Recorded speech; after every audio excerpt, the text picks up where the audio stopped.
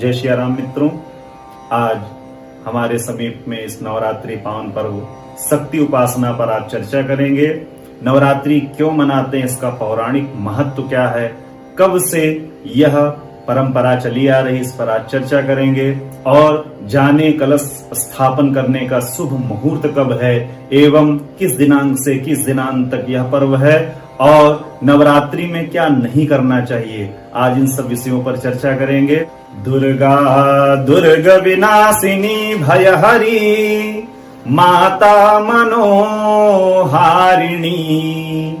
कामाक्षी गिरिजा समा भगवती वागेश्वरी योगिनी वंदे सुंदरी भैरवी सुललिता सिद्धेश्वरी रेणुका वाराही वरदायनी गिरिशुता कुर्वन्तु नो मंगलम कुर्वन्तु नो मंगलम।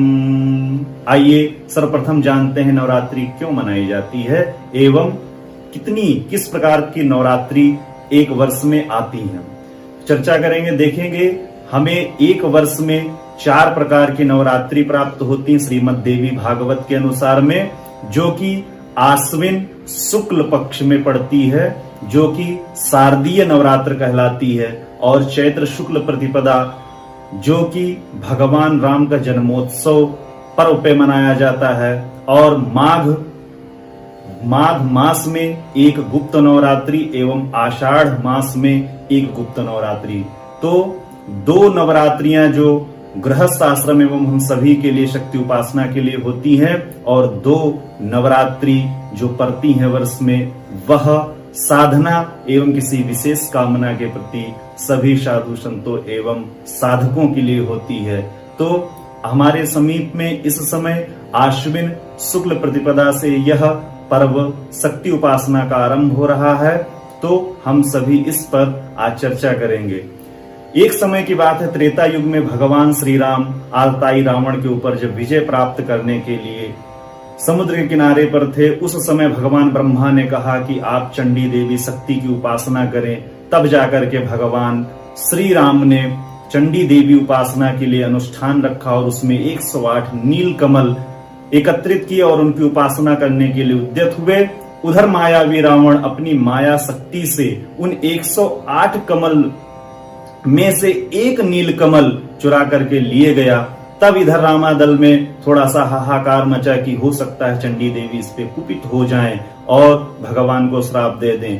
तब जाकर के भगवान श्री राम को स्मरण आया कि उनका एक नाम नवकंजलोचन नीलकमल भी है। तब उन्होंने अपनी तूणीर से एक बाण निकाला और अपना एक नेत्र माता के चरणों में अर्पण करना चाहा। वैसे ही माता प्रसन्न हो गई और प्रकट हुई और भगवान श्री राम की भक्ति से बहुत प्रसन्न होकर के उनको वरदान दिया विजय श्री का। और उधर रावण भी अमरत्व प्राप्त करने के लिए चंडी देवी भगवती का पाठ एवं स्तोत्र से अनुष्ठान करने लगा। इधर हनुमान जी महाराज एक ब्राह्मण वेश रूप धारण करके जो भी ब्राह्मण पाठ कर रहे थे, तो उसमें जया देवी मूर्तिहरणी की जगह पर जया देवी मूर्तिकर्णी की जगह पर यह श्लोक रटवा दिया, पाठ करवाया, जिससे कि रावण का सर्वनाश होने लगा। इधर जब माता जी कुपित हुई इस मंत्र पर, तब जाकर के रावण को श्राप दे दिया कि तुम्हारा सर्वनाश हो जाए।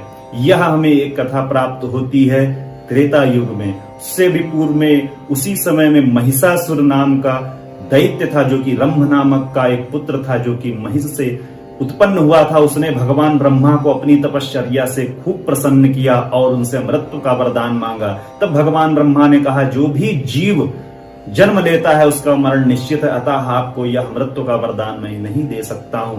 तब उसने कहा कि मुझे मेरी जो मृत्यु है वो सिर्फ एक स्त्री से हो, यह वरदान आप देने की कृपा करें। भगवान ब्रह्मा ने उनको यह वरदान दिया तब वह अपनी तपश्चर्या के बल से सभी देवताओं को पराजित करते हुए स्वर्ग लोक पे चढ़ाई कर दी।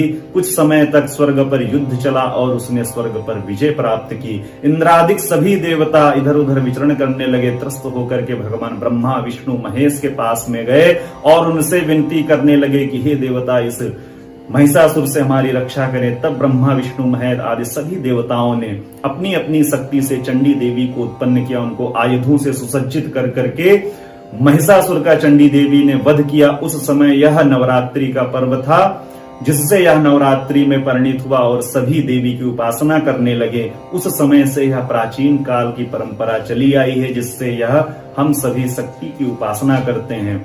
और उसके पश्चात में 17 अक्टूबर से लेकर के 25 अक्टूबर तक यह पावन नवरात्रि का पर्व रहेगा, जो कि शारदीय नवरात्रि है। एवं सुबह 6:27 से 10:29 तक इसका शुभ मुहूर्त है कलश स्थापन का। और यदि इस मुहूर्त में आप कलश स्थापन नहीं कर पा रहे हैं तो अभिजीत मुहूर्त में कर सकते हैं। अभिजीत मुहूर्त जो कि 11:30 से लेकर के 12:29 तक शुभ मुहूर्त है। यह अति विशेष मुहूर्त होता है, चूंकि भगवान राम का इस मुहूर्त में जन्म हुआ था, इसलिए सभी इस समय भी अपना कलश स्थापन मुहूर्त में कर सकते हैं। और अब चर्चा करते हैं कि नवरात्रि में क्या नहीं करना चाहिए।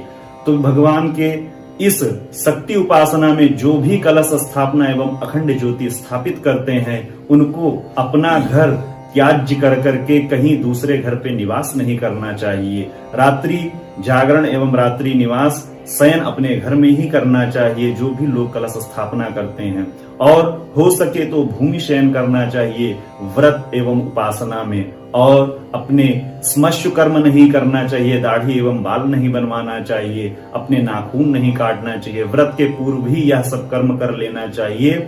और सात्विक रह करके कोई भी मांस मदिरा इत्यादि उस समय व्रत उपवास में ना करें। लहसुन प्याज इत्यादि का भी त्याग करें तो उचित है।